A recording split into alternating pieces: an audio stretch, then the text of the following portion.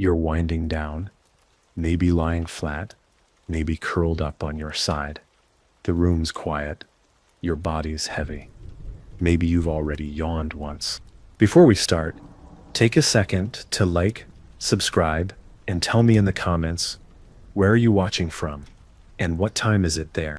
Now, imagine sleep with no clocks, no schedules, no glowing screens, no phones buzzing at midnight, no alarms at 6, just exhaustion, wood smoke, cold stone, and a pile of straw.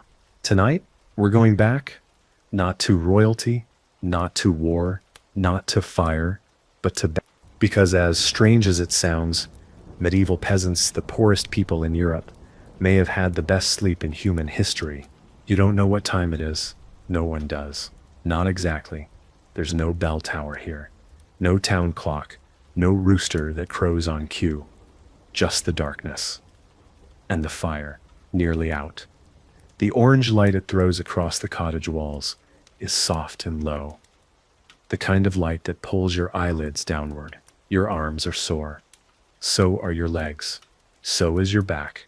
You feel it in places you forgot you had. Not the ache of laziness. The burn of having worked from before dawn to after dusk. No breaks, no bargaining. Just motion. Just labor.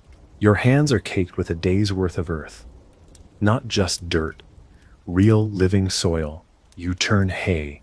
You lift buckets. You knead rye dough thick enough to break your wrists.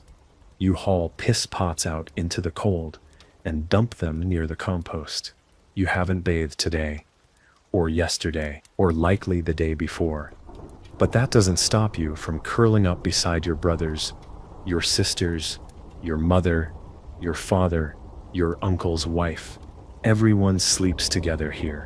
One room, one hearth. A single giant pile of limbs and breath and straw. The bedding isn't soft, but it is warm. Straw's been changed recently. You can still smell it. Underneath, blankets thick with oil and soot, heavy wool, stiff linen, hand-stitched repairs made over 5 winters. You press your face into it and feel the sleep come on fast. Not like now, not anxious, not distracted, not waiting for a phone to buzz or a dog to bark or a neighbor to slam the door. Just stillness, just the kind of fatigue that makes your bones beg for silence. This is first sleep. You don't know the term. It doesn't need a name. But centuries from now, scientists will study it, call it segmented sleep, say it's more natural, more healing, more in tune with the body's rhythms. But you just call it sleeping. You'll be up in a few hours, briefly, maybe to stoke the fire, maybe to pray, maybe just to sit in the dark and whisper with your sister about what the stars looked like tonight. Then you'll drift into second sleep, and it will be deeper than anything most modern people ever feel. No blue light, no buzzing, no late night news, no fear of oversleeping. Just the rise and fall of breathing bodies, just the slow crackle of fire, just a sleep earned through effort, and untouched by interruption. It's not silence that makes the sleep so deep. It's rhythm, a rhythm older than bells, older than bedtime stories, older than beds. Your life is ruled by the sun and your stomach, and you wake when the sky is red, work until your arms tremble, and sleep, not because it's time, but because it's all your body can do. There's no fight left in it, no late night thoughts, no endless scrolling, no playlist humming from a screen on your wall. The world ends when the fire dims, the room goes dark, and your mind follows. Your room, if you can call it that, is just one part of a single-room cottage. Everything happens here. Birth, death, eating, mending, bleeding, and sleep. The hearth is at the center. A few feet away, the shared bed, or sometimes just a raised platform layered in straw, cloth, wool, and whoever's too tired to move. Children are sprawled beside elders. Your cousin is curled around the dog. Someone snores. Someone whimpers in a dream. No one stirs. Because the rhythm here isn't just in time, it's in bodies. You sleep with others, not by choice, but by necessity. Blankets are rare. Heat is precious. A single candle costs more than a day's cheese, so you press in tight. You share your breath. You learn to fall asleep to the sounds of others. Feet twitching, mouths puffing, someone grinding their teeth, and in a strange way, it's comforting. The warmth, the closeness, the shared silence. You don't feel alone here, not in the way people in the future will, not in the way someone lies awake in a silent apartment, staring at a phone, heart racing with invisible fear. Here, fear sleeps too. When you wake, if you wake, sometime between first and second sleep, it's gentle, natural. The room is dark, but not black. Moonlight leaks through the cracks. The fire is low but still glows. You sit up, stretch, scratch at your arm. Maybe you urinate into the chamber pot. Maybe you whisper to your brother. Maybe you just stare into the coals and think about nothing. This is your pause, a kind of intermission built into the night. Future people will study it, confused, ask why people got up in the middle of the night. But for you, it just feels right. Sometimes you pray. It's what many do in the middle of the night.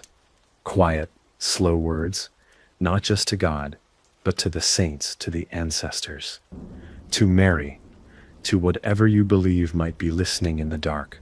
You pray for the harvest, for your sister's leg to heal, for the merchant's son to stop coughing blood, for a gentler winter. Sometimes you just sit there, no words, no asking, just breathing, letting your body cool, letting the outside world settle before slipping back into dream. And then it comes, second sleep, deeper than the first. You lie back down without thinking. You don't toss, you don't reposition, you just fold into it, like sinking into warm earth. Your limbs are already waiting, your mind already surrendered. And for the rest of the night, you are nowhere, no dreams, no clocks, no light, just the full weight of rest earned through toil, wrapped in breath and fire and silence. There's no concept of sleep hygiene, no bedtime tea, no apps telling you when to wind down. And yet, your sleep is cleaner than theirs, not by design, by deprivation. There is no overstimulation here, no flickering blue light robbing your melatonin, no caffeine-laced drinks keeping your pulse one notch too high. Just the steady dimming of the world as the sun slips behind the hills. It gets darker, colder, quieter, and you follow it, because your body isn't being forced to resist the night. It's allowed to fall with it. Your days are brutal, but your rhythm is perfect.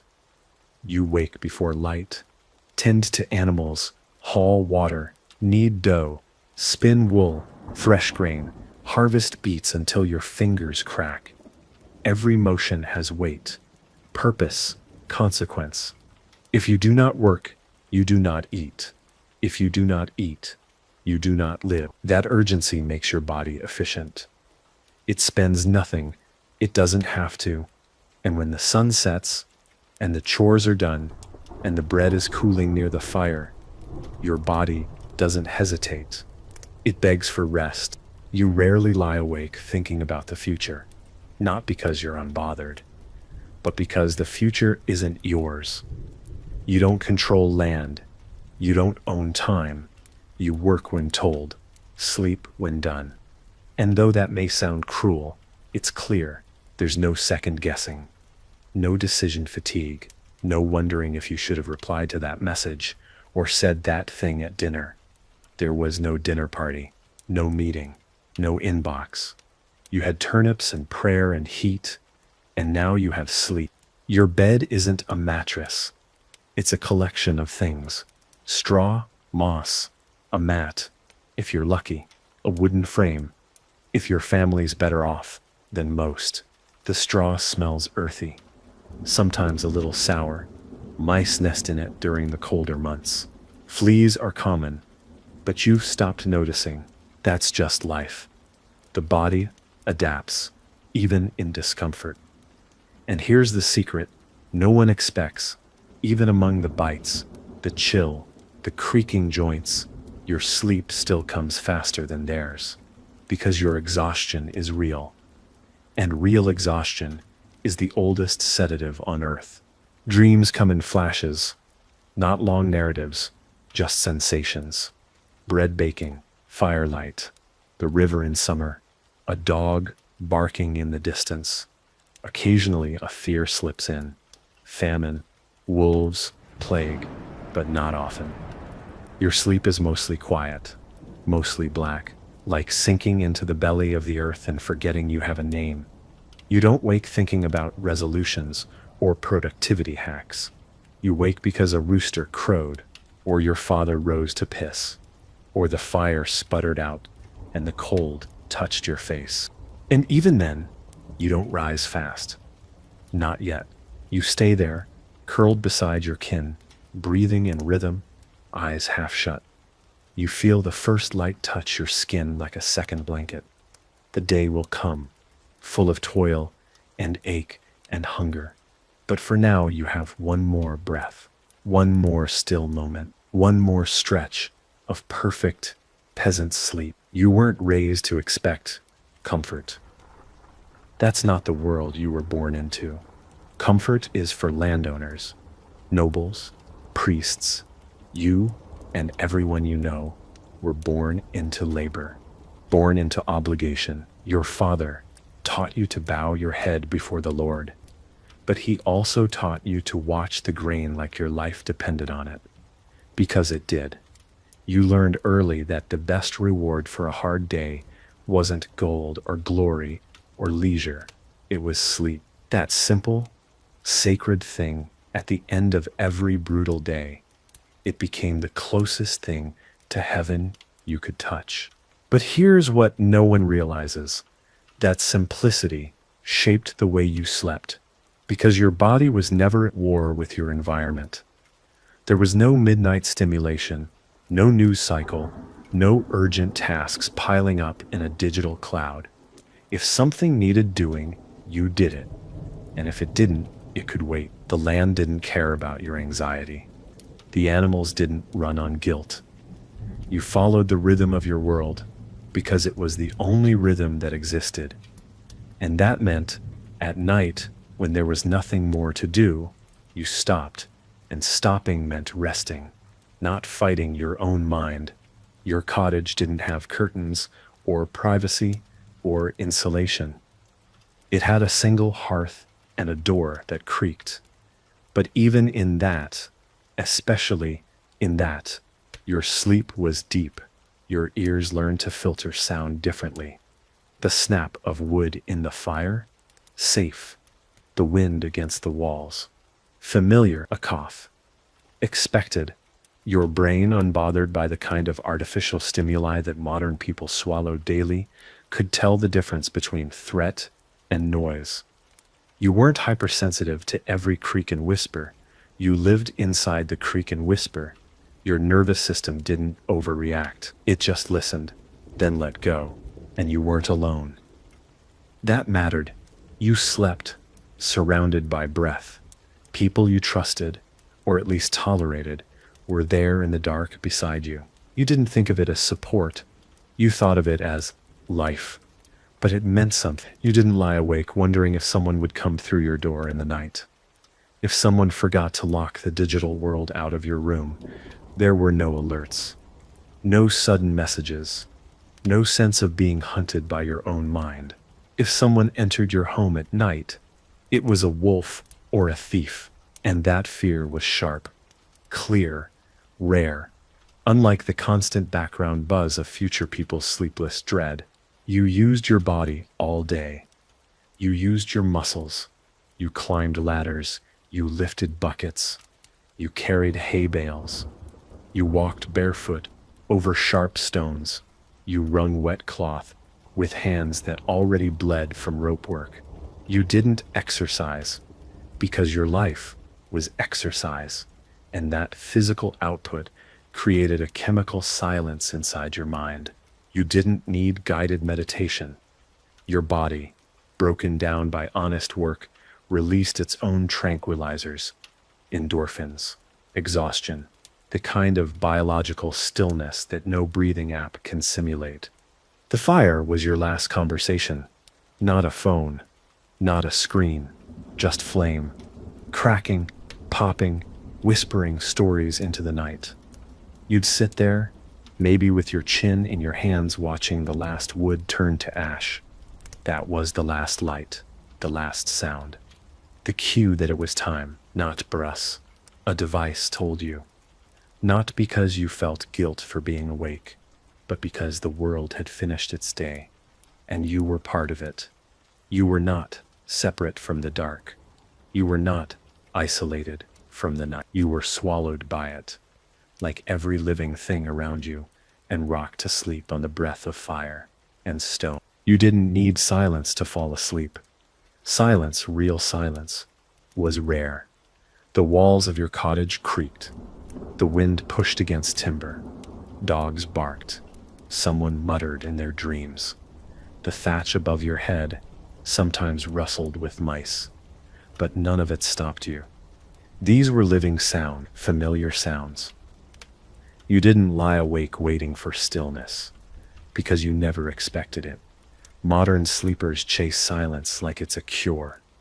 But you accepted the night as it was, with all its breath and motion, and so your body responded in kind.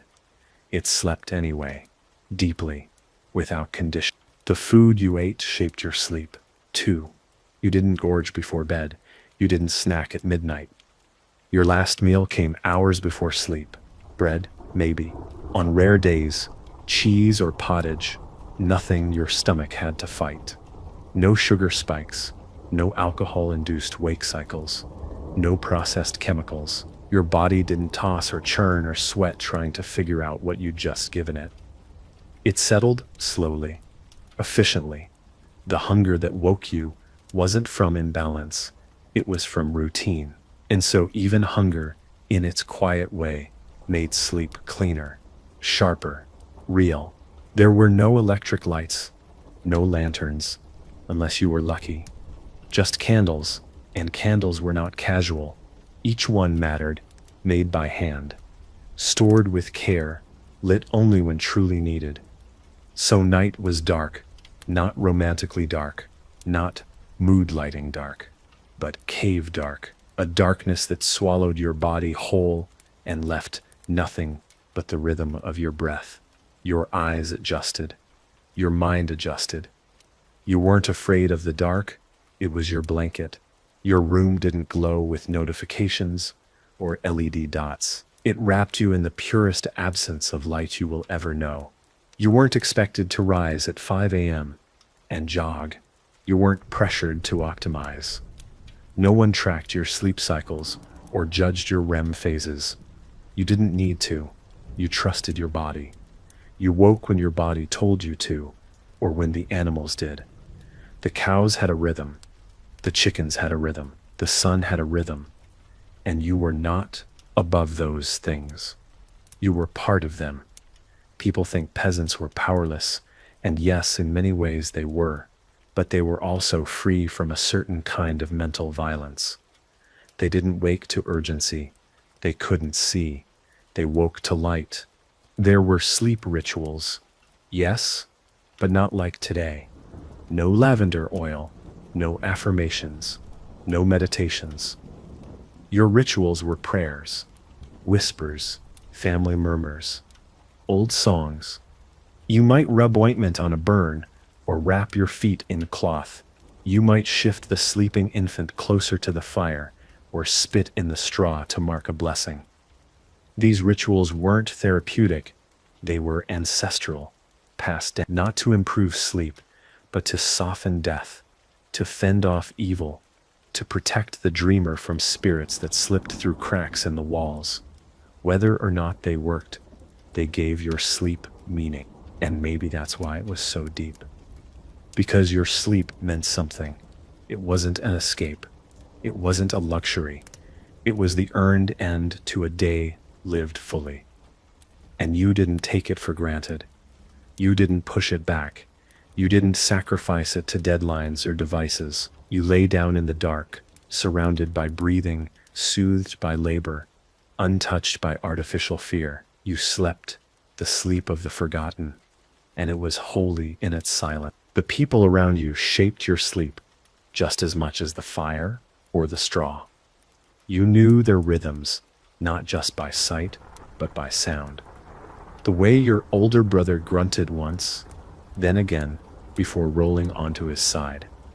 The soft exhale of your sister when her mouth opened slightly in the cold. The sharp snore of your father that used to annoy you, but now lets you know the night is calm, that danger hasn't come. You hear these sounds the way a captain hears wind. They're not distractions, they're orientation. They root you in your place, not just in the room, but in the world. And you weren't alone in thinking of sleep as sacred. The church had opinions on everything, and sleep was no exception. You were told to pray before sleep, not just to protect your soul, but to fend off demons, witches, even the devil himself, who was said to visit dreamers in the night. You believed, or half believed, or just did it because your mother did. But the prayer itself was grounding.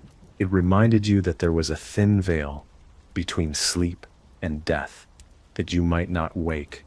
And so when you closed your eyes, it wasn't taken lightly. It had weight, purpose, even peace. You never heard the term circadian rhythm, but your life followed it perfectly. The sun told you when to wake. The dark told you when to stop. And if you ignored that rhythm, you didn't get sick. You didn't get yelled at. You didn't get tired. You just didn't survive. You worked until you collapsed. And collapse in that world was sleep, not rest, not leisure, just a full body surrender. That surrender wasn't optional. It was biological, spiritual. You didn't schedule your nights, your body did. Some nights were harder than others. When someone in the house was sick or dying or had already died, when the wolves came close, when the harvest failed and your stomach growled louder than your thoughts. But even then, sleep came, because grief is a weight and your body was already trained to lie beneath weight. You didn't toss and turn, replaying the day. You didn't scroll your mind through missed chances and imaginary futures. You mourned in your chest. You stared into the coals. And then, eventually, your body took over. It always did. Your dreams weren't safe havens. They were practical, sometimes prophetic, sometimes holy. The church taught you to fear certain dreams, the sinful ones, but you couldn't help what rose in sleep. Images of harvests, of fire, of faces you'd lost. You didn't dissect them. You didn't tweet about them. You woke, blinked slowly in the dark, and remembered only pieces. Then you moved on. Dream and waking life weren't split in two. They flowed into each other like mist across a field. Just different shades of the same sleep-bound world. And through it all, the aches, the rituals, the prayer, the darkness, you slept fully, deeply. The kind of sleep that doesn't ask questions, the kind you wake from with straw in your hair and sweat on your skin, blinking into a dawn that doesn't judge you for how long you slept or how early you rose. Just a new day, just another round of life. And you greet it, not from a place of exhaustion, but from the quiet, ancient fullness that only a peasant's sleep could provide. There's no such thing as bedtime in your world. No set hour, no glowing numbers ticking toward guilt. The sun goes down, and the day decides when it ends. Some evenings stretch long, full bellies, old songs, someone telling a story beside the fire. Others end suddenly, with silence, with a chill, with the kind of tired that doesn't ask permission. You don't resist it, you don't analyze it, you let it come, the way you let rain soak your cloak. Unwelcome, but honest. Children fall asleep first.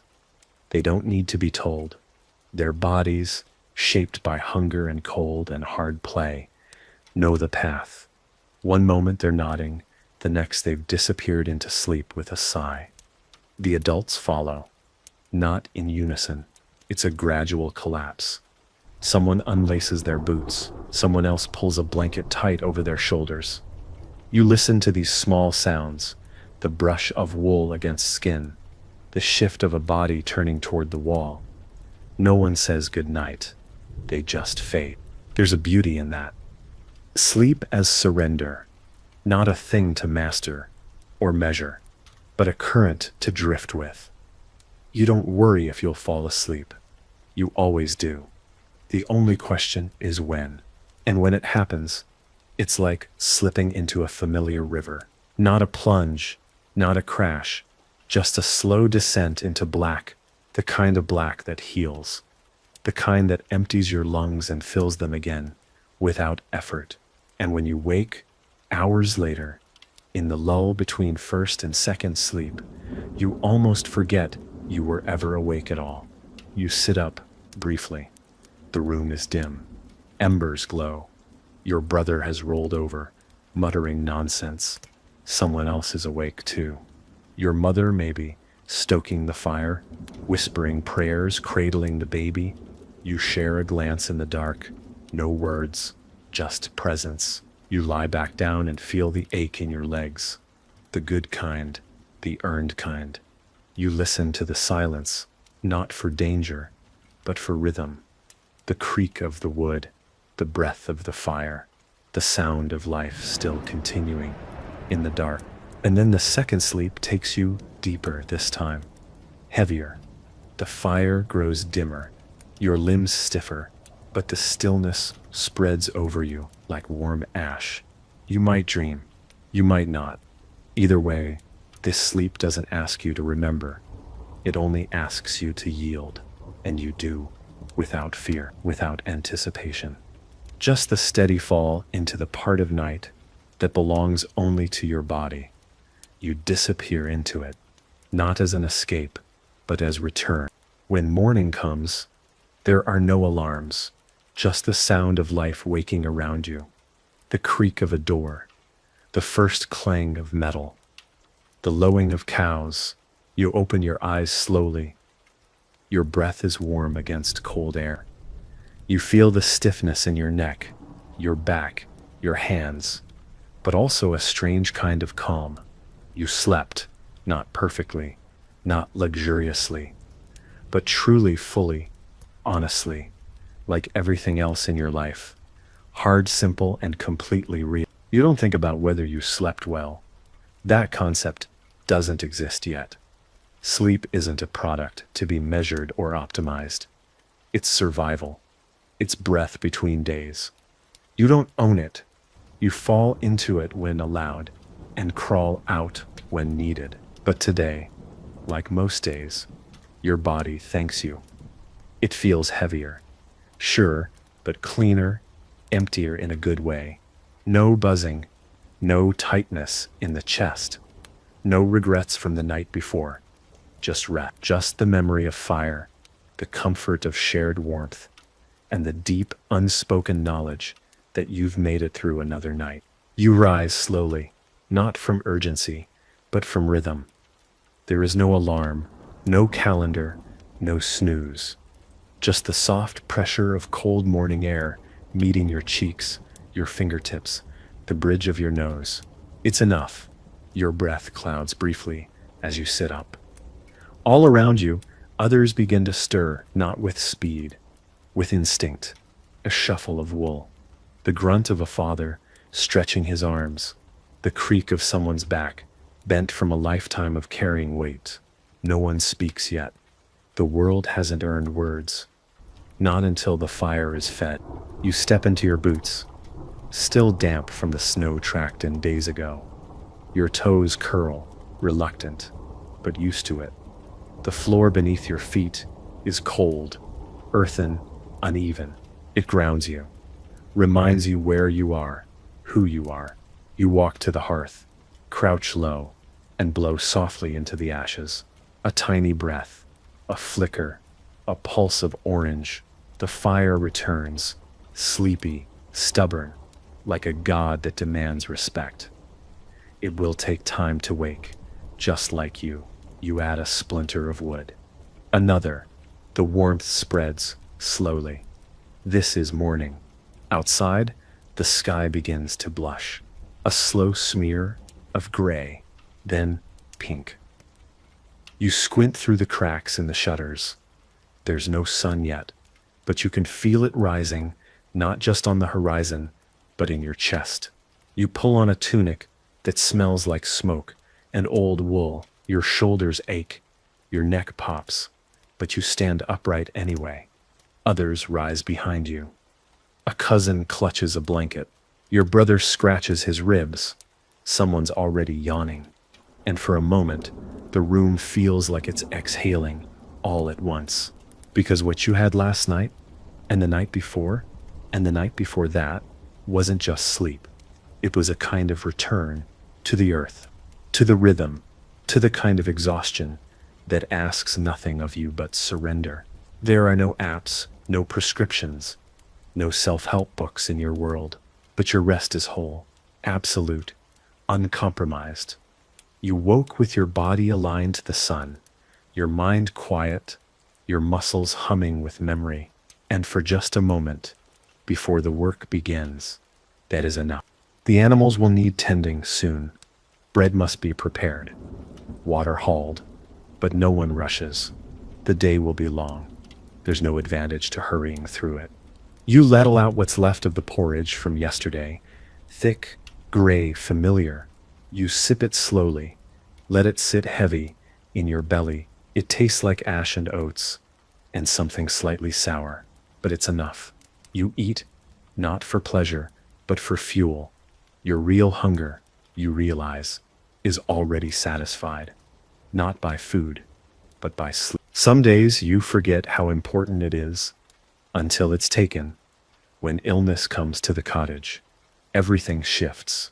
Sleep no longer waits to be earned.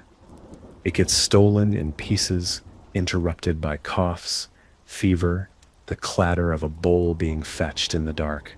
A child shivers in the night, eyes wide, burning. You wake again and again, each time not by choice, but by instinct.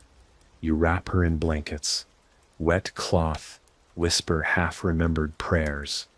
There is no medicine, only time, only breath, and sleep.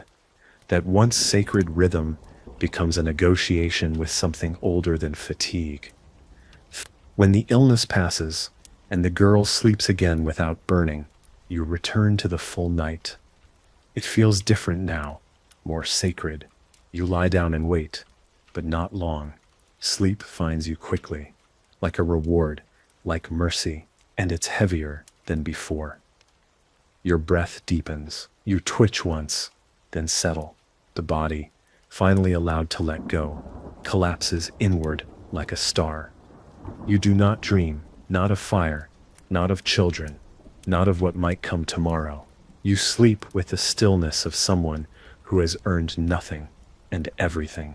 Still, in the hours between tending and worrying, you rest, not fully, but enough to rise again. There's no luxury in breaking down. If the pigs aren't fed, they die. If the fire isn't stoked, the frost wins. You press straw around the sick child's feet. You boil water, you wrap your arms around her, and drift into a kind of half-sleep, eyes closed, mind alert, every sound cataloged.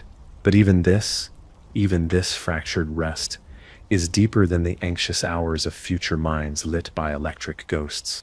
In spring, the nights shorten, The light lingers longer, and morning comes fast, but your rhythm adjusts. You lie down later, rise earlier, and still, somehow, the rest feels whole. It isn't about hours. You never count hours. You measure sleep by weight, by depth, by what you feel when you rise. Some nights are thin, quick, others are long, endless, like falling through soft dirt. Both are enough. Both get you to the next day. And in a world that forgets your name, the moment you're gone, that's all you ever needed. One more day. And as the season turns again, from warmth back to wind, from bloom to decay, you realize your sleep is the one thing no lord, no tax, no priest has ever managed to take from you. They own your land. They command your back, but they do not own your silence in the dark. They cannot touch what you dream. In that stillness, you are not a peasant. You are not a servant. You are not a body. You are just breath and warmth and memory wrapped in wool and ash and darkness. Sometimes, in those quiet moments between first and second sleep, you remember old stories, tales told by firelight, the kind that feel closer to myth than history. You remember the one about the woman who slept so deeply that a demon entered her dreams, or the man who dreamed of fire before the village burned. You don't know if they're true, but you know how real dreams feel when you're breathing beside someone who mutters your name while asleep. Dreams were taken seriously here. Sleep was never just sleep. It was a doorway. You didn't sleep to recharge for performance. There were no metrics waiting in the morning, no productivity to track. You weren't optimizing for anything. You slept because the body demanded it, and the body always won. There was no badge for being tired, no glory in staying up late. The village didn't care if you worked through the night. No one celebrated your grind. In fact, if you worked past sundown, people worried something was wrong. Too much ambition was strange, suspect, a sign that you didn't know your place or didn't want to keep it. There were times when you dreamed vividly, dreams of walking through empty fields under a sky with no moon, dreams of voices that spoke in tongues older than prayer. You didn't tell anyone, not because it was shameful, but because it was yours. In this world, everyone shares everything: bread, labor, space, even the same narrow straw bed. But dreams are private. They belong to you alone. They come without permission and leave no trace. And when you lie back down the next night, they return, not as escape, but as shadow, as memory folded inside rest. Some say sleep is where God speaks clearest. The local priest preaches this sometimes, not loudly, but enough that you've heard it. He tells stories of saints who received visions in sleep, messages, warnings. You've never seen a vision, but sometimes you wake with a feeling, a heaviness in your chest, a strange clarity in your eyes, and for the rest of the day, you feel like something's changed. You don't tell anyone, you don't have the words, but you start to believe that sleep isn't just a closing of the eyes. It's a doorway that opens inward. The bed you lie on is not really a bed. It's a shared space, a platform of hay and cloth, surrounded by bodies that carry their own weight of days. Aunts, cousins, neighbors, sometimes strangers just for a night. You curl your limbs to fit between theirs. Learn to breathe in rhythm with the group. At first, it's uncomfortable. You for space. But over time, you find comfort in it, the low hum of breath, the heat of others pressed close, the sound of someone whispering prayers into the dark, just loud enough for no one to hear. You've heard stories about rich people sleeping alone in giant beds. They sleep on feathers, wrapped in furs, surrounded by silence. That seems odd to you, cold, even, unnatural. Who would want to lie in a dark room with nothing but themselves? No voices, no shifting bodies, no familiar creaks or breathing to remind them they're still among the living. You wonder if that kind of sleep is deep. You wonder if it feels like yours. You doubt it. Because here, wrapped in smoke-stained cloth and stale straw, with your feet tangled in your brother's and the fire warming your cheeks, you fall into sleep that holds you like the earth. Not soft, not perfect, but full, complete, unshaped by ambition or comfort or illusion. Just rest, the oldest kind. The kind you earn with your hands and bury in your bones. The kind that doesn't just heal, it belongs to you. You don't think of sleep as a break, not a pause between productivity, not a reward. It's part of the rhythm, like breathing or bleeding. You wouldn't call it self-care. That word doesn't exist yet, but you understand its necessity better than any scholar ever could, because you live close to the edge. Every hour of rest is an anchor against exhaustion that never truly leaves. You don't sleep because it's healthy. You sleep because without it, everything else falls apart. Your harvest, your hands, your mind. When you were young, your mother sang low songs before bed. Not lullabies exactly, more like half-mumbled chants. Rhythmic, repetitive. Sometimes they were about saints. Sometimes they were about fields or wolves or the stars. She never explained them, just sang. You didn't ask for meaning, you just listened. Those words sank into you like seeds, deep and unseen. Now, decades later, you find yourself humming them as you lie down, not for comfort, but from memory. The body remembers the sounds that carried it safely into sleep. During winter, the sleep feels different, heavier, longer. The nights stretch into each other, blurring first and second sleep into one long, soft descent. You eat less, you move less. Your body folds into the cold and finds shelter in the dark. Sometimes it's too cold to sleep well. Your toes numb, your breath hanging frozen in the air. But the exhaustion wins anyway. Even cold becomes background noise. Once your muscles surrender, the fire dies early. No one wakes to feed it. That's fine.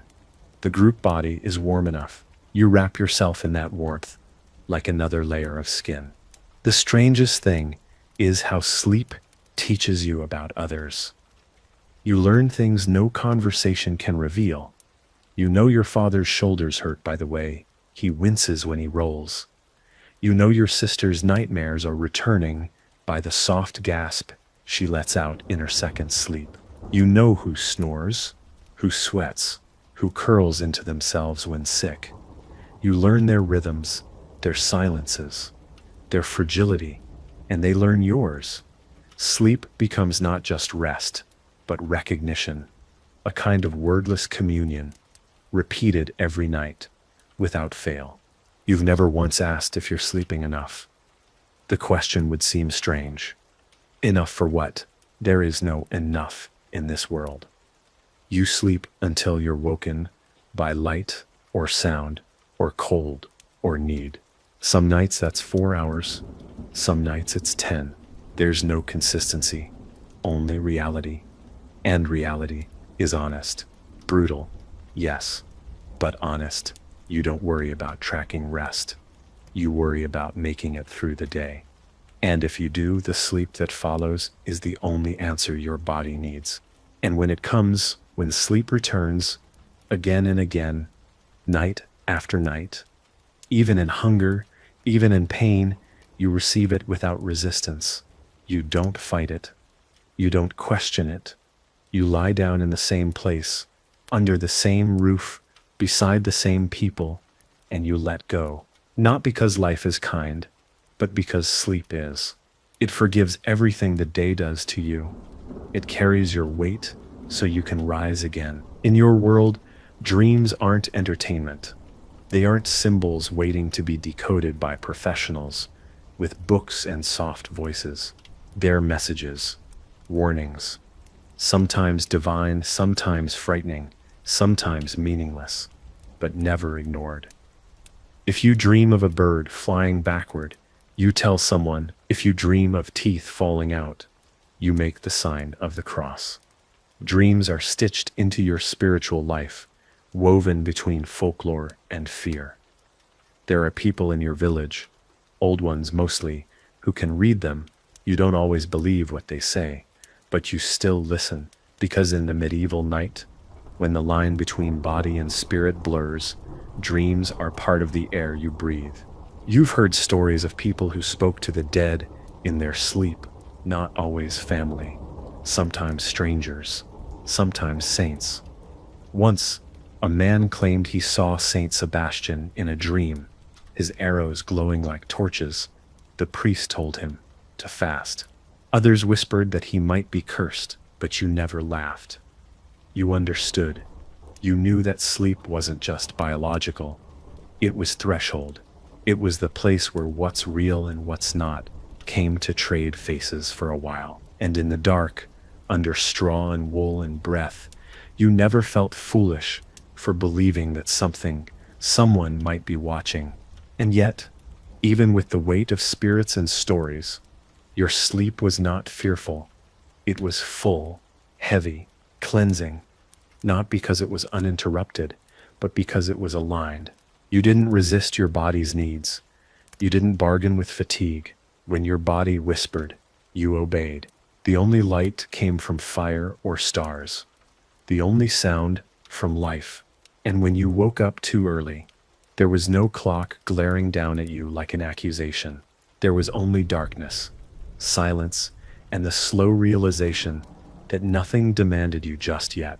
You turned over. You let yourself return. On feast days, your sleep was different. Your belly full, your limbs softer, the air heavy with meat and incense and mead. You'd sleep deeper, longer, waking thick-headed but content. On those nights, the fire burned longer. Someone might still be humming when you slipped into dreams. You'd lie half-draped in warmth, smiling before your eyes even closed. There was laughter in the air, even in sleep, the kind that settled into your chest like a coal and stayed warm until morning. You remember those nights. You always will. On other nights, harder ones, sleep came as a shield. After a death, after a failed harvest, after a beating, it didn't matter how dark your thoughts became. Your body still demanded rest. Sleep took you whether you were ready or not. Not as kindness, not as cruelty, but as law. The earth doesn't ask if you're prepared. It simply waits. So does sleep. And you learn to respect that, to lie down when nothing made sense, and let the quiet come. Even broken, you slept. And now, years into this life, you've stopped asking what dreams mean. You've stopped naming sleep as anything but sacred.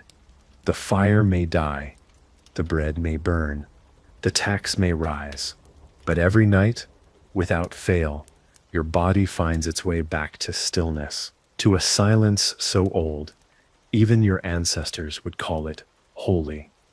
And when you sink into that dark once more, surrounded by warmth, by memory, by rhythm, you know it's the one part of life that still belongs entirely to you. There are nights when you lie down with no fire left, just embers, faint and red in the black. The cottage is cold. You curl tighter under the weight of wool and body heat. The straw pokes at your back. Your legs ache, but still, you feel a calm settle over you. Not because the day was easy, it wasn't, but because it ended. You survived it. And in this life, surviving is more than enough. The cold, the dark, the hunger, none of it matters. Once sleep comes, once your eyes close, even the worst days become distant. The straw is still rough, but you're already sinking. You learned long ago not to fight tiredness. That was something only the young did, or the proud. You've watched men resist the pull of sleep, drink through it, talk over it, pretend it wasn't there. They always paid for it the next day. Slower hands, weaker grip, a dullness behind their eyes. You're not like them. You're not afraid of silence. You welcome it. And when it comes, you don't delay. You lie down, you settle, you breathe. And in that breath, the weight lifts just a little, just enough to carry you into the next hour, the next dream. In your sleep, time folds. Minutes stretch like wool pulled too far. Hours pass in the blink of a thought. You wake sometimes with no memory of the night before, sometimes with dreams you can't place. Was it your childhood you walked through in the dream? Or someone else's? You saw a field, a face, a flame, but it slipped away as soon as you opened your eyes. You don't chase it. That's not the way of things. What sleep gives, it gives freely. And what it takes back, it keeps. You accept it. That's part of the rhythm too. You slept through storms, through floods that soaked the walls, through childbirth screams, through the creaking collapse of beams under too much snow. You once woke to a snake near your ankle, and still, after the panic, after the strike and kill and burial, you slept again. The body knows what it needs. And in this world, it needs sleep more than it needs safety. Rest doesn't wait for perfect conditions. It waits for nothing. You lie down and your body says, now, that's enough. Some nights, your last thoughts are prayers. Not always words, sometimes just shapes in your mind. A hand, a loaf, a flicker of firelight.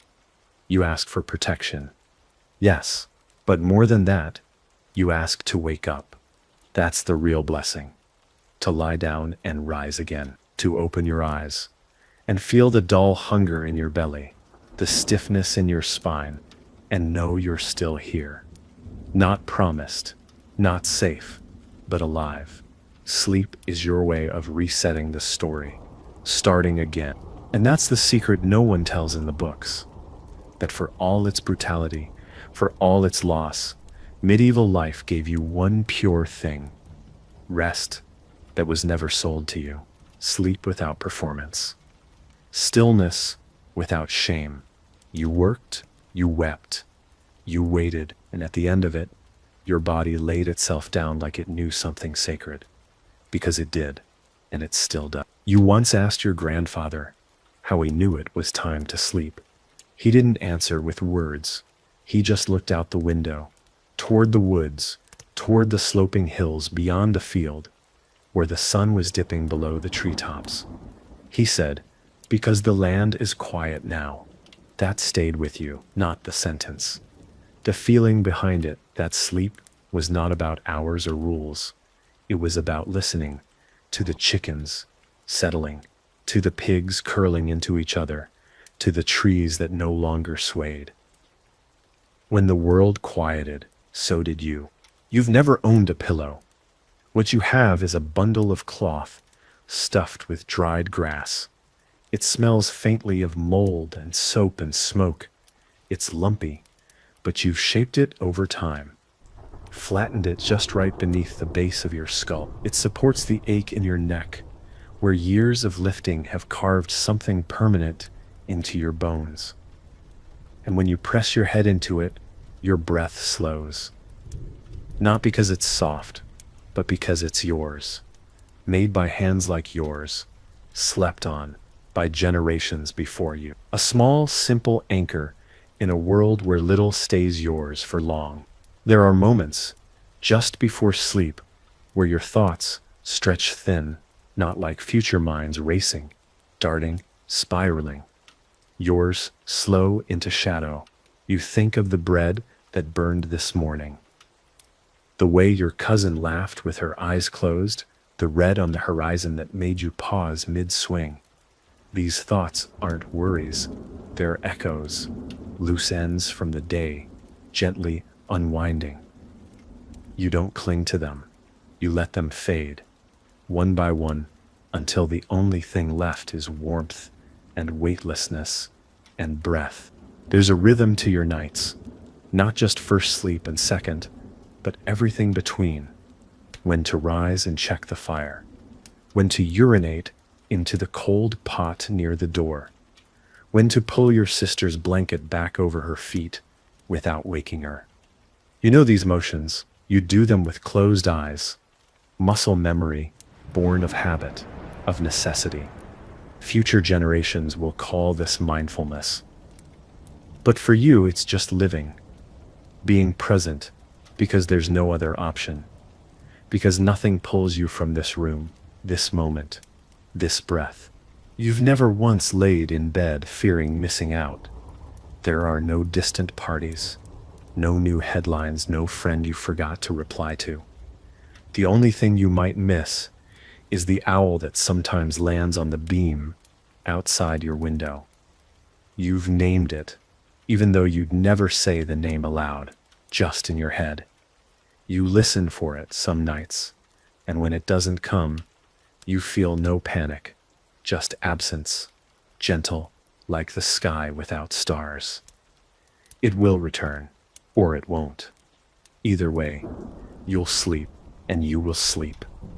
Tonight, tomorrow, until the days grow too short, or the winters too long, until your hands forget how to churn butter, or your legs no longer climb the hill.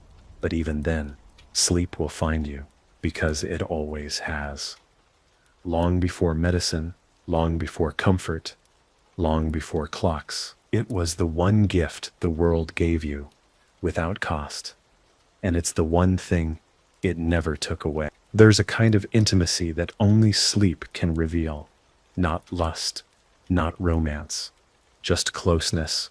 When you sleep in the same room, the same pile of warmth, you learned things about people no conversation could ever show.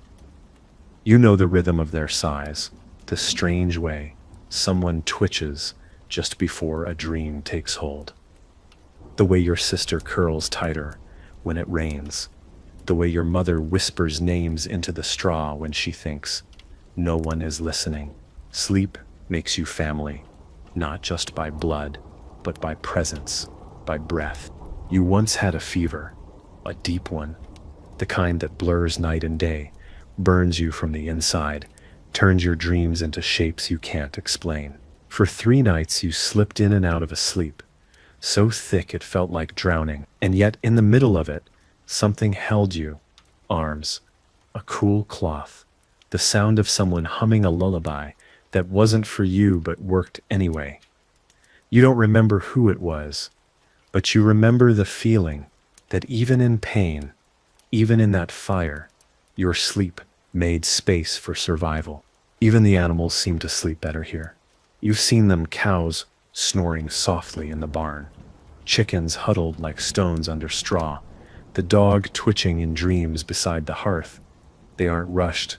They don't fight their bodies. They don't delay the end of the day out of fear of missing something. They lie down because the sun is gone and their work is done. And in their silence, you are reminded of your own place in the world, not above, not separate, just one creature among many, returning to stillness. You wonder sometimes if the nobility dream like you do, if their sleep is deep, if their minds quiet, or if they lie awake in high beds surrounded by stone and fire and silence too loud to bear. You don't envy their beds. You don't envy their coin. You have something they'll never name. Rest without debt. Sleep that doesn't answer to profit. You lie down poor and wake the same. But between those two things, you are weightless, free. There's no shame in needing rest, no lectures, no guilt. If someone falls asleep mid-sentence beside the fire, no one laughs, no one wakes them. It's understood. The body speaks when it must. If your uncle slumps on a bench after supper, someone drapes a cloth over his shoulders. If your cousin lays down early, no one teases him. Sleep is a fact of life, not a failure of will. You've seen noblemen mocked for sleeping in daylight, but here, among dirt and ash and skin, sleep is as holy as bread, and in that freedom, you find strength, not just for work, not just to survive, but to return every night, every season, through pain, through winter, through hunger and loss and joy. You lie down, you give yourself over to the dark, and when you rise, you do so whole, no ritual, no secret, just a truth as old as breath, that no matter how hard the day is, the night still belongs to you. The moon has a rhythm too. You know its shape by heart, not by studying, but by living under it. You've slept beneath a new moon, so dark you couldn't see your hand, and under full moons, so bright you've mistaken midnight for dawn. Your body responds to both. Under the full moon, you wake more, shift more. The dreams come sharper. Under darkness, your sleep is slower, heavier, like stone. You don't question it. You don't name it. But every peasant in your world sleeps with the moon, not in spite of it. It's another quiet ruler in the sky, and you obey without knowing why. There are nights when the sky itself feels tired. No wind, no stars, just a low pressing blackness outside the shutters, as if the world has wrapped itself in a blanket.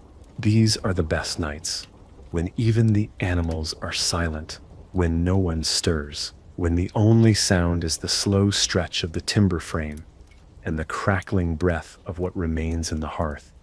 You lie there between your cousin and your father, the blanket rising and falling with each breath, and feel like you've returned to something ancient, something bigger than sleep, something older than language. Sometimes the priest tells you sleep is a vulnerable state, a time when demons can find you. He warns you to pray before lying down, to cross yourself, to name the saints. Not everyone listens, but you do. You whisper the words your grandmother taught you, not loudly, not formally, but as if breathing them into the straw itself. You don't know if it protects you, but you've made it a ritual, and that's enough. Because sleep isn't just for the body, it's a crossing, and when you close your eyes, you want to believe that someone watches over the place you go. There are stories told in the tavern about sleep gone wrong, men who woke screaming, women who refused to close their eyes ever again. They say it was the devil, or a curse, or madness. You don't laugh, you don't dismiss it, because you know what it's like to carry a night that won't leave. You've had dreams that felt too real, dreams you didn't remember until the next time you lay down. And suddenly, your chest tightened, but those nights pass, and sleep, no matter how strange, always calls you back, always forgives. And that's what matters most. Not the comfort, not the rituals, not the straw, or the silence, or the warmth. It's that sleep returns. No matter how much the day takes, no matter how hard the wind hits your roof, no matter how little food you ate, or how heavy your limbs feel, sleep comes like a tide, like dusk, like mercy. And when it does, you do not resist. You lie down, you give yourself to the dark, and the dark, in turn, gives you back your strength. You remember sleeping in the fields once, during harvest, too far to walk back, too tired to care. You and your brother laid down among sheaves of grain, cloaks over your chests, dew already settling. The stars were cold and endless. You felt small, but not scared. The earth was beneath you, the sky above, and between them, your breath, fogging the air, slow and steady. You didn't dream that night, just blackness, and when you woke, the sun had barely risen, and your body felt like it had melted into the ground. You carried that sleep with you, for days, still do. You've lived through famine. That kind of hunger doesn't let you forget. It doesn't just gnaw at your belly, It hollows out your thoughts. It makes the days stretch long and slow, like walking through thick mud. You'd think hunger would steal sleep, that it would keep you awake with pain. But no, it deepens it. It makes sleep heavier, stranger. You lie down, not to rest, but to escape. Not because you're tired, but because you need to disappear for a while, and your body, mercifully, allows it. There are days when you don't eat at all. The bread is gone. The broth is thin. You drink warm water and chew the inside of your lip to keep the ache away. But when night comes, you still lie down. You still cover your feet. You still press your cheek into that same old cloth bundle, and you drift, sometimes faster, sometimes slower, but you drift. The sleep that comes after starvation is different. It's not comfort. It's not peace. It's a kind of surrender, a collapse that feels like floating. It is, in its own way, divine. You don't dream as much when you're hungry. Or maybe you do, but they're less vivid, more distant. You wake with vague shapes in your memory, a hand reaching out, a bowl overflowing, a sky that rains wheat. You tell no one. No one needs more stories of food. But in those dreams, your body gets something it doesn't have in the day. And when you wake, even in weakness, there's a kind of softness in your limbs, like the dream fed you, like your soul ate something your stomach couldn't hold. Not all your neighbors survive the hunger. You've laid beside cousins who never woke. No one speaks of it. No one screams. Death comes quiet in the dark, sometimes gentle, and still the night after, you sleep. Not well, not without pain, but you sleep because there's no other choice. You've learned that grief is not loud. It's slow, heavy. It slips into your bones. And still, the fire must be kept. The pigs must be fed. And your body, ruined or not, must rest. So you sleep with tears still drying, muscles still sore, heart still cracked. And the next day, you rise. Sleep doesn't save you. It doesn't change your world. But it gives you the smallest edge. One more inch of strength. One more step across frozen earth. It keeps you from vanishing completely. And even now, when the hunger has passed, and the bread is back, and the stew is thick again, you remember those nights. You remember the way your body gave in, not from defeat, but from trust. Trust that morning would come, that something would return. And every time you lie down now, you carry that history. You remember what it cost to sleep through hunger. You remember that even in suffering, your body still reached for silence, still folded into the dark, still healed, just a little. That's the miracle, not that medieval peasants slept well, but that we slept at all. And we did, again and again, because even if we had nothing, sleep still belonged to us. Not all sleep came easy. There were nights when the fear was too close, when the rumors spread of raiders, soldiers, taxes, doubling, the church taking your only cow. You'd lie there, curled in straw, eyes wide open in the dark, listening for footsteps that weren't there. You didn't cry, that was for daylight. At night, you were silent, breath shallow, hands clenched around nothing. But even then, sleep would come. Not because you weren't afraid, but because fear eventually wears itself out. It runs in circles until it drops. And when it does, your body takes over. The fear didn't come from ghosts or dreams or shadows on the wall. It came from real things. A knock at the door, a demand from a noble, a fire set to fields you'd spent months tending. You'd seen what fear does when it stays too long.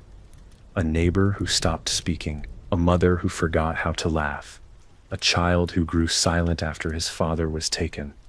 But even for them, eventually, sleep came back. Maybe not as it was, maybe not as deep, but it returned, and in those broken hours, they found something to hold on to. You learned to sleep lightly when needed, one ear open, one leg always close to the edge of the bed, ready to rise. But you also learned how to let go when it was safe, to sink fully into the dark. That's a skill. Not everyone has it. You earned it over years, through winters, through childbirths, and burnings, and the quiet death of someone you thought would live forever. You earned your rest by surviving. And survival, in this world, is enough. You once found an old man asleep in a church, bent over a pew, arms folded, mouth open. A priest scolded him for disrespect. But you understood. He wasn't praying. He was resting. The church was the only place in the village with warmth, quiet, and no labor expected. His sleep was more sacred than any chant. You sat beside him for a while, said nothing, just listened to him breathe. That moment has never left you. Sometimes you wonder if God prefers prayers or rest. You suspect it's both. As you grow older, sleep changes. Your body wakes more often. The cold reaches deeper. Your dreams come stranger, closer to the surface. Sometimes you talk in your sleep now, or wake remembering someone long gone. But the rhythm remains. The pattern. You know how to lie down. Even if it takes longer to drift, you know how to calm your limbs, how to find a place for your spine. And even if the sleep is shorter, it's earned. That's all you ask. That it feels like something you worked for, like something you kept. And on the nights when everything aches, when the straw feels sharp and the wind finds its way through the cracks, you don't curse it. You just close your eyes, pull the wool tighter, and think of all the nights before this one. All the times you thought the world would break you, and it didn't.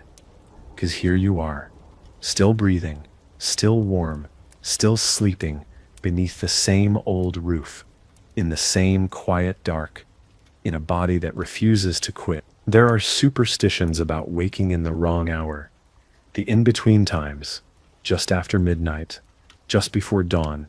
They say those hours don't fully belong to the living. If you wake then, you're not supposed to speak, not aloud, not even to yourself. You're supposed to wait, to breathe, to let the moment pass without calling attention to it. The church teaches one thing, but the villagers teach another. And in sleep, you listen more closely to the old voices, the whispered rules, the ones carved deeper than scripture. You've obeyed those rules since childhood. If you woke before the hearth crackled, you stayed still. If you needed to rise, you did it slowly. You didn't disturb the silence. That silence, thick, breathy, alive, felt sacred, not peaceful, sacred, like something ancient moved through the house at night and demanded respect. Even now, as an adult, when you wake in that hour and your eyes catch the faint glow of coals, you remember to move gently. You don't know what waits in that space, but you know how to let it pass without provoking it. Some in the village hang iron by the bed to ward off spirits. Others place bowls of salt near the doorway, not because they expect magic, but because they respect history, the weight of those who didn't wake. You don't question it. You place your small protections in silence. You mutter old prayers passed down by your grandmother's grandmother. Not out of fear, but continuity. You're not trying to change the night. You're trying to belong to it, to pass through it one more time, unharmed, and you do. Most nights, you wake with your chest warm, your ears ringing from the quiet. Someone is always up before you, usually your mother. You hear her stirring the coals, moving pots, adjusting wood. She doesn't call to you. She lets you rest, because rest in this life is never wasted. If you sleep longer, it's not shameful. It's understood. Your body asked. And in this world, We answer when we can. No one needs to earn rest beyond survival. And you've survived plenty. Sometimes you think about how many have laid in that same bed. Your father, his father, children who never made it past winter. You can feel the generations in the wood beneath you. The straw holds whispers. The walls sighs. You're not alone in your sleep. Not really. You are wrapped in memory, in breath, layered on breath. Every body that came before you has taught yours how to rest. And even if no one speaks of it, you know, you carry it in the way your shoulder turns into the curve of the wall, the way your knees fold, just so, the way you find the warmth without opening your eyes.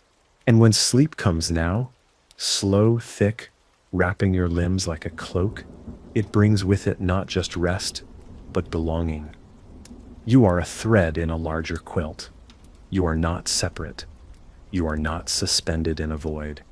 You are laid down like seed into earth, covered in warmth, weighted by time, and sleep, as always, does what it was made to do. It holds you without question until the next light rises. There is no such thing as sleeping in total silence. The world hums, even in stillness. A dog shifting beside the door, a log collapsing into ember, wind brushing across the thatch roof like a hand over skin, and underneath it all, breath, yours, theirs, the breath of everyone around you, a shared rhythm, in and out, shallow and deep, sometimes overlapping, sometimes staggered, but always there. You don't just sleep near people, you breathe with them. And that makes the sleep deeper, not lonelier, not quieter, but anchored. As you age, your body becomes less predictable. The joints ache longer, your sleep breaks more often, but your relationship to sleep doesn't weaken, it strengthens. It becomes more tender. You learn how to prepare for it, how to respect it. You take care with your last steps before lying down. You fold your cloak neatly. You stretch your fingers, rub your knees. These aren't rituals of vanity. They're acts of kindness toward the body that has carried you through mud, fire, and winter. You speak to your sleep through motion now, not words. On rare occasions, you sleep alone, when tending a relative's house, when someone else needs your spot in the pile. Those nights are not restful. You feel exposed, unheld. The silence is too thin. You hear every tick of wood, every distant owl. The straw doesn't warm fast enough. You wake more, your dreams are scattered. It reminds you how much of your rest depends not just on sleep itself, but on togetherness. People think of peasants as having no privacy, but you learned long ago, there's a kind of peace that only shared sleep can offer. You remember the first time your child slept through the night. You woke before him, panicked, listened hard to make sure he was breathing. And when you heard that soft, uneven rhythm, you wept, not from fear, but from gratitude. His rest was your rest. His safety, a balm, and from that night on, you watched his sleep like a fire, carefully, protectively, not just because he was young, but because sleep was sacred and he had found his way into it without struggle. You've never heard of sleep science. You don't know what a circadian rhythm is. You don't track sleep cycles or measure heart rate, but you do know this: when you sleep well, the bread tastes better in the morning, the air feels cleaner, the goat doesn't seem as stubborn, and the hours, though long, don't break you. That's how you know the sleep was good. It shows up in the way your day begins, in the way your body greets the sun, in the way you move through labor without dread. And one day, long from now, when you've grown too old to rise before the others, they'll let you sleep longer. They'll stir the fire without waking you.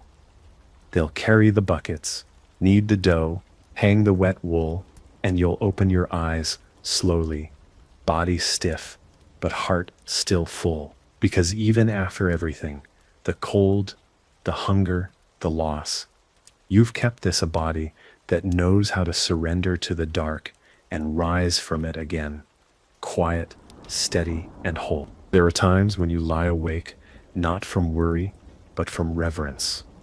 When the fire has gone dim, and the others are snoring or stirring in sleep, and you find yourself simply listening, not because you can't sleep, but because the night feels full, like it's trying to say something. You don't try to name the feeling, you just lie there, hands on your chest, staring into the dark, and feel the old weight settle. Not heaviness, belonging, the weight of being one more breathing body in a world that keeps turning, quietly, without needing you to control it.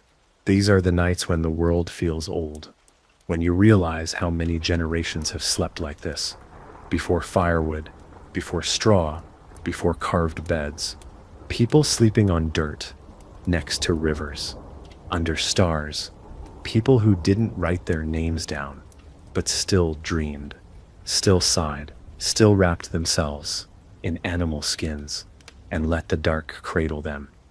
You're not separate from them.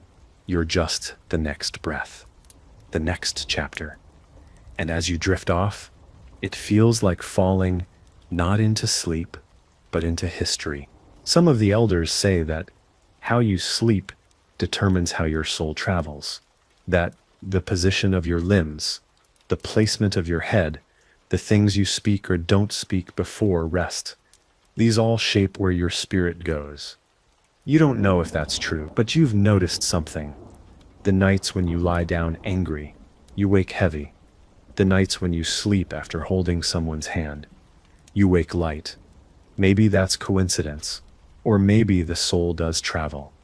And maybe sleep is the only time it can move without chains. There is a rhythm to the entire house. You've lived in it so long you can hear it even when it's quiet. The door shifts in the wind. The rafters click with temperature. The chimney exhales at regular intervals. Your family has become part of that rhythm, the little cough your brother always lets out before falling asleep, the way your mother hums when she adjusts her blanket, the floorboard that creaks no matter who steps on it. It's like a song, played every night. And your sleep is the chorus, steady, familiar, ancient. You never outgrow the need for sleep. It doesn't become less important with age. It becomes more sacred. Your dreams grow stranger. Some nights you see people you haven't spoken to in years. Some have died. Others are children again, running through fields they never lived near. You don't wake disturbed. You wake curious. Where do these dreams come from? What part of you still remembers those smells, those voices, those glances from decades ago? Maybe your mind forgets, but sleep doesn't. Sleep keeps the archives.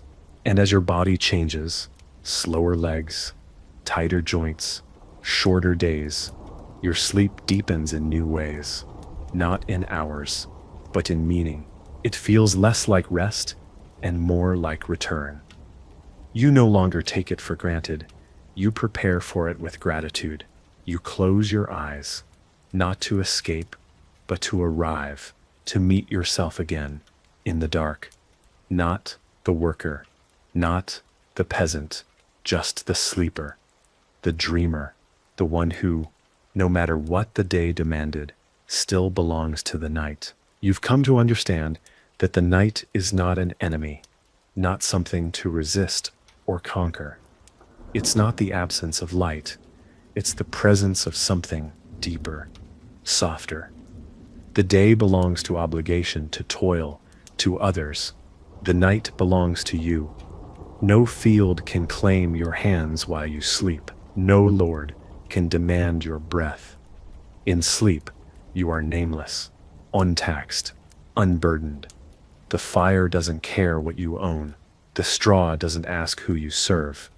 You are simply a body again, breathing, resting, remembering how to be whole. Even the pain becomes easier in sleep.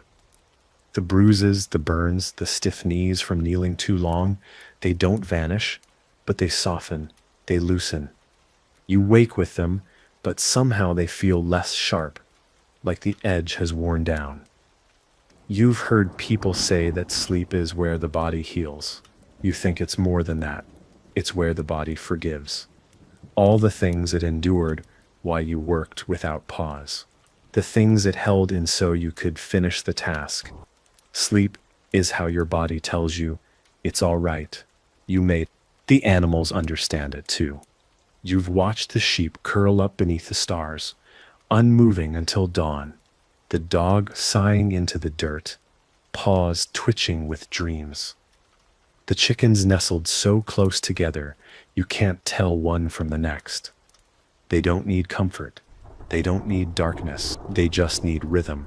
And that's what you've learned to follow. The rhythm of the world turning, of hunger rising and fading, of the sun dipping just enough to signal now. Let go. You've never counted the hours of sleep you get. You wouldn't know how. Time lives differently here. It's not carved into numbers. It lives in firelight, in the sound of the last pot being scraped, in the rhythm of breathing beside you. There are nights when your eyes open before the others, not because of restlessness, because something in you knows it's time. No alarm, no schedule, just instinct.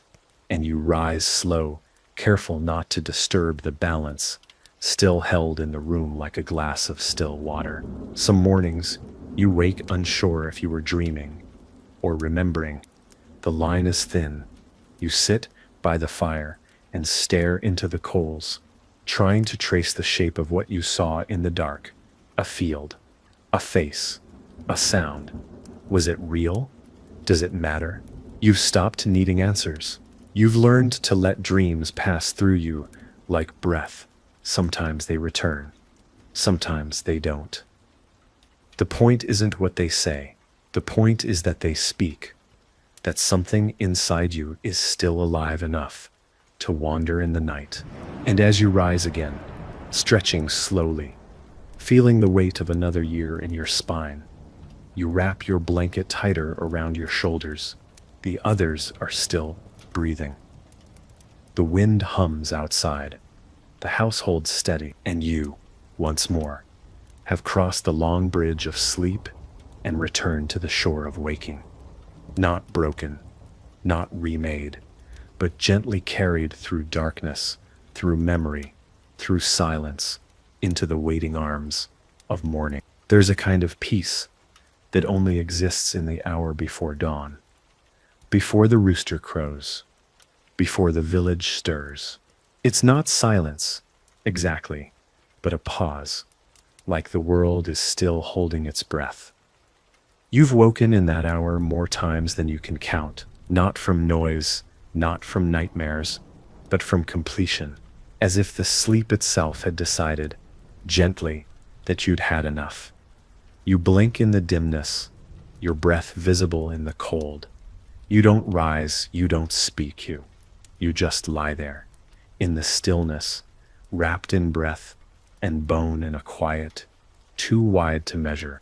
You can hear the fire's last breath, a faint crackle, like old paper folding into itself. The ashes glow just enough to cast shadows on the beams. Across the room, someone stirs, a cousin perhaps, or your sister's youngest, a small shuffle of limbs beneath cloth. You don't look, you don't need to. Everyone has their own way of waking. Some rise quickly, others drift up from sleep like smoke. You prefer the latter. No alarm, no demand, just the slow re-entry into a world that, for now, asks only for presence. You roll onto your side and feel the soreness in your shoulders, the good kind, the kind that means you worked, not suffered, the kind you wear like a memory. The straw beneath you has flattened in the shape of your body, molded by time and weight and repetition. It's not comfort in the modern sense, it's familiarity. Your body knows this bed every itch, every ridge, every knot of wool in the blanket. And because of that, it relaxes more easily here than it ever could on the feathered thrones of the wealthy. You rise slowly, stretch, your spine pops in 3 places. You wince, then smile. Pain means you're alive. You rub your eyes, adjust your tunic, shuffle to the fire and crouch beside it. The coals blink back at you like sleepy eyes. You stir them gently. Add kindling. Blow. The flame returns, soft and blue at first, then orange, licking at the cold. It's a small miracle. Every morning, the fire comes back. The body wakes. The world restarts without needing permission. The others begin to wake now. You hear someone cough. A child murmurs in their sleep. Feet find the floor. A pot scrapes. But there's no rush. The day will come, whether you race toward it or not. And so, even as the room fills with breath and motion and mourning, you remain still for just a moment longer, watching, remembering, feeling the last traces of sleep slip from your skin like mist. You don't clutch it. You just let it leave. It did its work. It gave you what it could. And now, it's time to rise. And as the sky outside turns from ink to ash to pale blue, you know this truth without needing to say it. Sleep is not a weakness, not a retreat. It's your inheritance, your ritual. The one thing they couldn't tax, couldn't steal, couldn't burn, and tonight, when the work is done, and the light is gone, and your breath slows again under the same patchwork blanket, it will find you once more, just as it always has. By now, sleep feels like a friend, with a familiar face, not always gentle, not always easy, but constant, predictable in its return. It doesn't care if you made a mistake today, if you broke a tool, if you lost your temper at your brother, or spilled the flour meant to last the week. When the day ends, sleep still comes. It doesn't wait for you to be perfect. It only waits for you to stop. That's the secret you've learned. You don't earn sleep by doing things right. You earn it simply by enduring. The children in the house understand this better than anyone. They don't talk about being tired. They just collapse. Mid-play, mid-sentence, mid-laughter. One moment, they're wide-eyed and wild. The next, they're folded into a corner, mouth open, hands still sticky from berries or ash. No resistance, no rituals, just surrender. You envy that. You used to have it. You still do in pieces. When the work's been long and the evening quiet, sometimes you feel it. The body taking over, softening, closing your eyes before your mind can argue. There are nights when the sky outside is alive with weather. Rain hammering the thatch, wind howling like wolves. The walls shiver, water leaks through a crack in the window frame. Still you sleep, not out of bravery, out of certainty. You've known worse. You've seen nights colder, darker, louder, and through all of them, the body survived. The straw held. The blankets did their work. You've learned not to fear the elements once you've tasted them and returned whole. And then there are the rare nights, the holy ones, when all is well, when the belly is full, when no one is sick, when the chores are done before sundown, the fire strong, the room warm, and nothing left to fix. These nights come like gifts, like something undeserved, but wholly welcome. You lie down in that warmth, tucked between limbs and laughter, and feel it in your chest. This is the sleep people remember when they're old, not because it's different in hours, but because nothing is missing. For once, you get to rest without fear. That's rare. That's sacred. Even in your sleep, your body carries knowledge of how to keep warm, how to turn just enough to ease the ache in your spine, how to shift your legs without waking your partner. You dream with this wisdom. You live with it. Every night reinforces it. This isn't just sleep.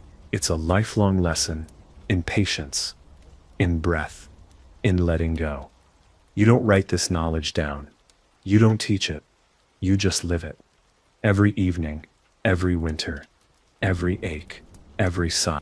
And when the dawn comes again, soft, pale, quiet, and the world pulls itself out of shadow, you rise knowing that your sleep has done more than rest your limbs. It has rooted you in time, in place, in the pulse of a life that, while simple, is full.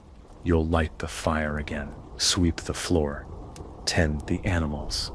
And tonight, when the dark returns, so will sleep, faithful, quiet, and ready to carry you again. You've grown used to the weight of sleep, not just as rest, but as ceremony. Every night, the act of lying down feels like stepping into something older than yourself. You lower your body onto straw the way some bow in church, with intention, with respect. Your back curves the same way it always has, settling into its usual bend. Your hands come to rest across your chest or tucked under your chin. You do this without thinking. These are rituals you never chose. They were shaped by repetition, by need, by survival, and over time, they became sacred. When visitors come, the rare traveler, the wandering monk, the cousin from the next village, they notice the way you sleep. They don't always say it aloud, but you can tell. They sleep differently, fitfully. Their bodies twitch. They shift too often, wake too easily. You watch them with curiosity. It's not that they're soft. They've lived hard lives too, but they sleep like they're waiting for something, like they're unsure if they deserve to let go. You wonder if the farther you live from the land, the harder it is to trust the dark. Some nights the fire burns longer than expected. Maybe someone told a story too long.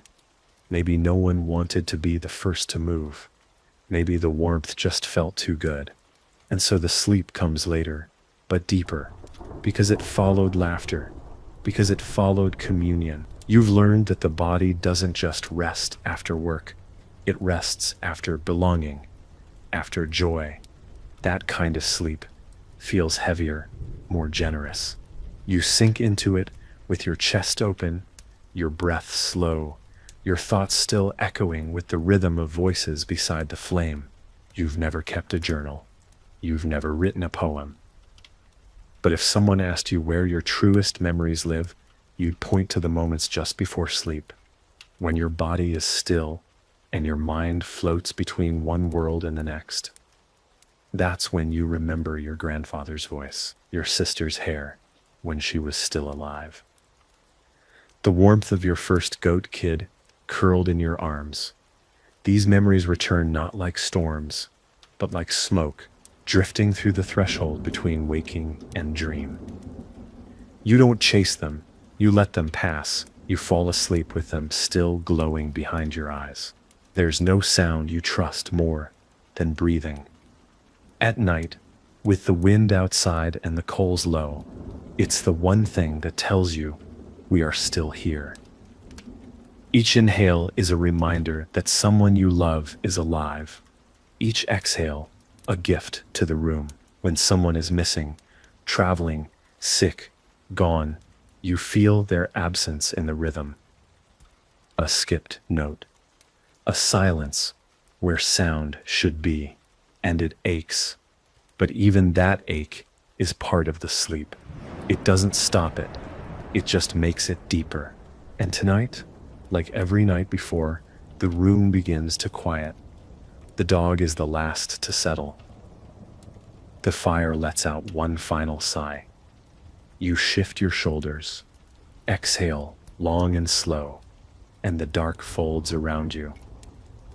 Not heavy, not cold, but familiar. You close your eyes, not out of exhaustion, but readiness. Because here in this small corner of a world that asks too much, your sleep is still entirely yours, and it welcomes you back without question. You've come to realize that sleep is your most honest self. There are no performances here, no roles to play, no pride to maintain. In sleep, your face slackens, your hands uncurl, your body forgets the stiffness it carried all day. No one lies in sleep the way your limbs fold, the way your brow softens. It reveals you, not to others, but to yourself. You've watched your mother sleep after burying her third child. You saw something in her stillness then, not weakness, but release. Sleep is where the world stops demanding things from you. For a few short hours, you belong to no one. And somehow, in that surrender, you feel more human, not less. The nobility may write their names in books, carve their deeds into stone, but you write your life into the straw each night, in the imprint of your body, in the heat you leave behind, in the rhythm of your breath, joining the breath of the people you love. Your legacy isn't made of monuments. It's made of moments, hundreds of quiet nights that no one else will ever see, where your only triumph was making it through another day and resting anyway. There are stories about sleepwalkers, people who rise in the night with eyes open but minds far away. They walk through the village, step into rivers, climb onto roofs. You've seen it once, a boy from the next house over, eyes glazed, whispering a name no one knew. He walked barefoot in the frost, untouched by cold. Someone caught him, led him back. He never remembered it. But the story stayed. People say the dead sometimes borrow the living during sleep, just for a moment, just to see. You don't know if it's true, but you sleep more carefully now, as if sleep opens more than your body. Sometimes, as you drift off, you think about what sleep will be like when you're old, if your back will still allow it, if your mind will still find the path. You wonder if your dreams will grow quieter or louder. If you'll start to dream more of the past than the present. You've seen the old ones sleep during the day, heads tilted, mouths open, hands still clutching tools. Their bodies remember the rhythm, even when the mind slips. You hope you have that. You hope your sleep stays with you when everything else begins to fade. Your life doesn't offer many luxuries, but you've never needed sleep to be luxurious. You've never needed perfume or feathers or silence. You just needed a place to lie down, a little warmth, a body that still answers when you ask it to rest. And night after night, it does. You've learned that sleep isn't about escape. It's about return to yourself, to the body, to a rhythm too old to be named, too quiet to be sold, too human to ever be taken away from you.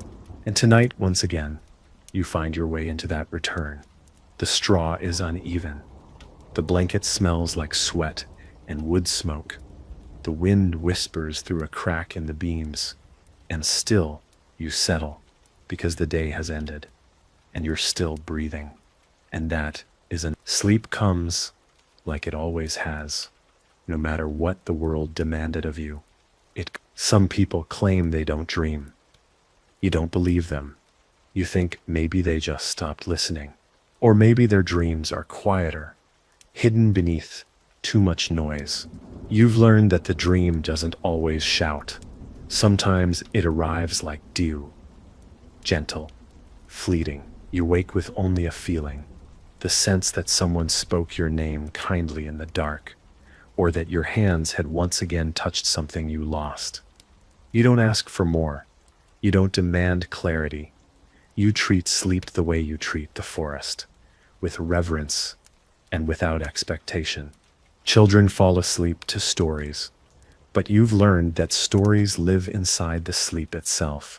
You close your eyes and walk through old memories, some true, some warped by time. The edge of a forest you haven't visited in 10 years, a voice you thought you'd forgotten, the smell of rye bread cooling on a sill. These things live in you, whether or not you speak them aloud. In the day, you forget. In sleep, they return, whole, soft, waiting. Your dreams are a place your body has been storing its stories. All you have to do is show up. You've begun to notice how often sleep follows music, not formal music. No lutes, no choirs, no written scores, just sound, a rhythm tapped on a wooden bowl, a hummed phrase passed down through 4 generations, a breath that turns into a melody with no words, no beginning, no end. Sometimes your sister hums without knowing she's doing it, folding laundry by firelight while the tune loops gently under her breath. On those nights, you sleep faster. Your body carries that sound into the dark with it, like a thread leading back to the waking world. The body isn't something separate from the land. You felt this most clearly while sleeping outdoors, during planting, harvesting, travel, when the dirt was your mattress and the sky your only roof. Those nights, your dreams smelled like earth. Your joints ached harder, but your breath was longer. You didn't fear predators or weather.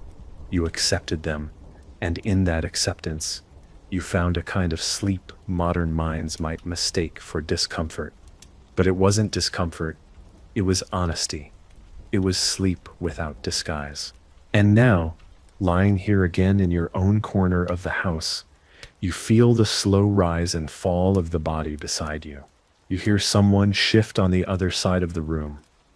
The fire lets out a low groan as it settles into embers.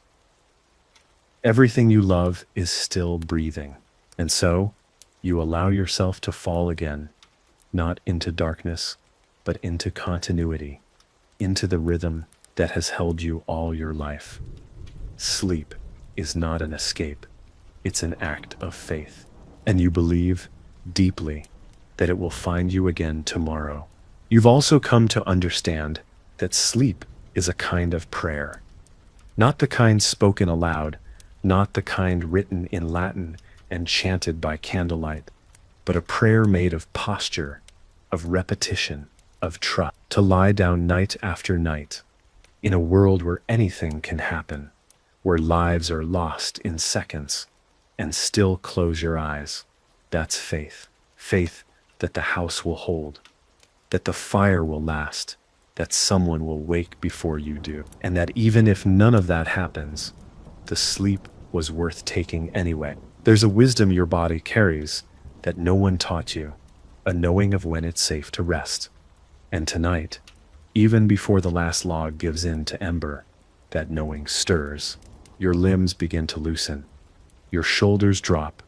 You blink slower. You haven't spoken in 20 minutes. No one has. The room has entered that quiet before the fall, the hush that lives between the last word and the first dream. It doesn't need to be declared. Everyone simply knows. Sleep is coming, and the house, the entire house, prepares like a single animal, curling into itself. You feel it in your feet first, the warmth spreading under the blanket, the way your heels find their old grooves in the straw. You don't think of the day, not the cartwheel that broke, not the words you regret saying, not the moment you stumbled, carrying a pail and felt your knees give just a little more than usual. None of that follows you here, not because it's gone, but because sleep makes space for things to rest, without resolution. You don't have to fix anything now, just breathe, just settle, just be. The dark no longer frightens you. It used to when you were small. Shadows that stretched too long, the creak of a door, the rustle of something just outside the walls. But now, darkness feels like water. You sink into it, trusting that you'll float. The light from the fire no longer reaches your eyes. You see nothing, and still you feel held. That's what sleep becomes over time. Not a surrender to emptiness, but a return to something that remembers you, even when you forget yourself. Your breathing begins to match those around you, a slow tide filling the room. The rhythm is imperfect. Someone always breathes louder. Someone snores, but it comforts you. It reminds you that you are not alone, and not just in this house, in this way of living. There are thousands like you, sleeping under thatch, wrapped in wool, listening to the last ember sigh before giving in. You are not exceptional, and that, strangely, feels like freedom. Sleep is your inheritance, shared, humble, unspoken. You don't say goodnight? That's not the custom here. You shift, you settle, you pull the blanket tighter. Maybe someone mutters a prayer, maybe not. But the final act of the day isn't spoken, it's breathed. You turn your face toward the wall, feel your heartbeat slow, and then without announcement, without effort, without even fully knowing when it began, sleep takes you, and it is not a fall. It is a descent, gentle, certain, familiar. And in that descent, you carry nothing but yourself. No tools, no burdens, no names. Just a body that knows how to rest. Just breath, just darkness, just the quiet reminder that even in a world that has taken so much from you, it has never taken this. The day will come again, the work will begin again. But tonight, once more, sleep is yours. You dream more as you age, though not always in pictures. Sometimes your dreams feel like textures, the way linen feels after drying in summer wind, the damp cool of morning soil, the weight of snow on your shoulders before the fire warms your spine. You wake not with stories, but with sensations still clinging to your skin, like dust that won't brush off. And even though you can't name the dream, you carry it through the morning like a secret, something tender, private, too soft for words. Others begin to ask you how you sleep, the young ones, curious, worried. They complain of waking too much, or falling asleep too slowly. You listen, you nod, and then you tell them, stop fighting. You don't control sleep, you greet it, make space for it. Let it arrive like weather. You tell them not to fill the silence with thoughts, to watch the fire, to count the breaths of the person beside them, not to reach for dreams, just to lie still, as if their body knows something they don't, because it does. You don't fear death in your sleep. Not anymore. You used to. The idea of not waking, of the final breath arriving unnoticed. But now, you've seen too many good deaths happen this way. A body curled gently, eyes closed, a face without tension. You think, if it happens in sleep, that's the best of it. No drama, no pain, just the dark reaching in and not letting go. And on most nights, if it were your last, you wouldn't know it, wouldn't resist it, because your sleep already feels like a small death. Quiet, whole, complete. You've heard that in other places, far away, across oceans, people live differently. They sleep alone, in silence, with walls between them and the rest of their kin. You can't imagine it. A room with no breathing but your own, a fire no one else shares. You wonder how they rest at all, how they aren't haunted by the quiet. You've known silence, but never isolation. That's the gift of your world. You may have little, but you never sleep without someone. Even in grief, even in fear, someone's breath is nearby. Sleep is where your ancestors meet you. Not in visions, not in ghostly visitations, but in your posture, in the way your hands rest on your chest, in the creak of your knees when you curl beneath a blanket. You inherited more than land or tools. You inherited the method of rest, passed down through thousands of nights, through straw and sickness and war and winter.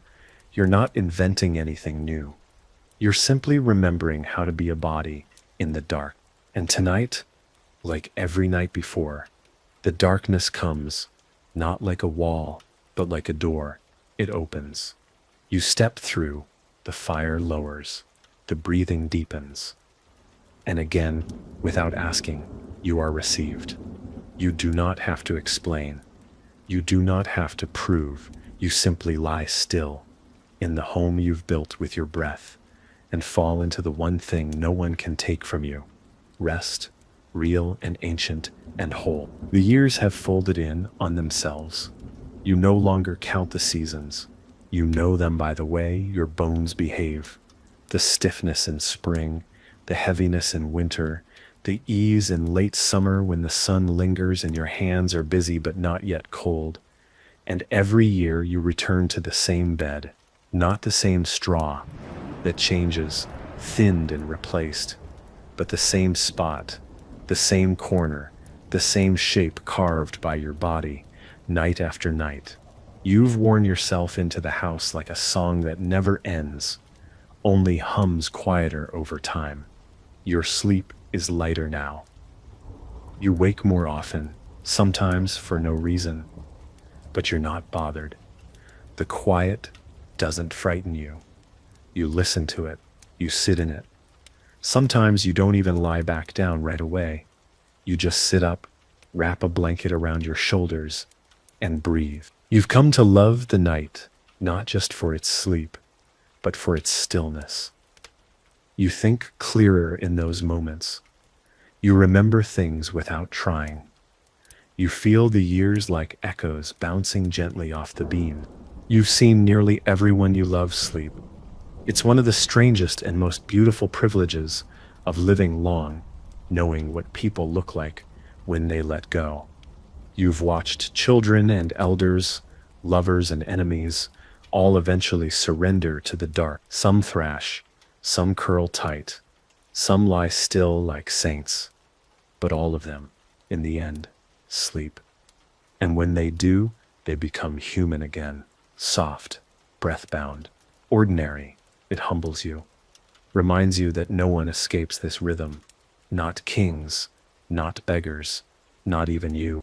One day, they'll speak of you in past tense. They'll talk about the way you slept through storms, or how you could fall asleep mid-sentence by the fire. Someone will remember the way you folded your hands, the way your breath slowed before the rest of the room. Someone younger will take your corner of the bed. They'll fluff the straw, not knowing you once cried, there after losing someone.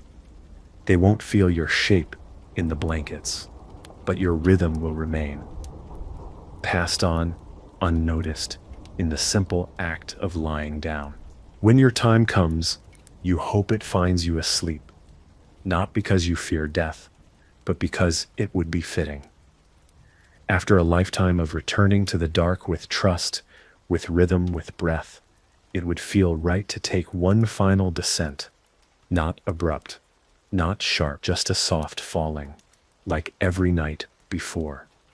A quiet breath in, a slower breath out, and then nothing, not in fear, but in completion. And until that moment arrives, you will keep sleeping, night after night, in the same body,